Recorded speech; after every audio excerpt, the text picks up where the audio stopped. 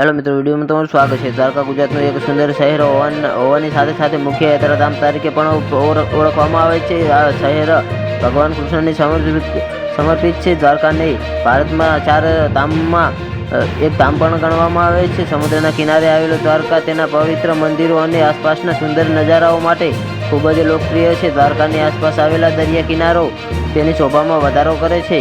તો જે હા મિત્રો, જો તમે પણ દ્વારકાની મુલાકાત લેવા જઈ રહ્યા છો તો આ સ્ટોરીમાં અમે તમને દ્વારકા અને દ્વારકાની આસપાસ આવેલા કેટલાક અદ્ભુત બ્રિજો વિશે માહિતી આપવા જઈ રહ્યા છીએ, જ્યાં તમે પરિવાર સાથે તેની મુલાકાત લઈ શકો છો। તો જ્યાં મિત્રો, જ્યારે દ્વારકામાં આવેલા સૌથી સુંદર અને પ્રખ્યાત દરિયા કિનારાનો ઉલ્લેખ કરવામાં આવે છે, ત્યારે શહેરના નામ પરથી જ પ્રખ્યાત દ્વારકા બ્રિજનું નામ પ્રથમ લેવામાં આવે છે। તે મુખ્ય શહેરથી લગભગ 30 કિમીના અંતરે આવેલો છે।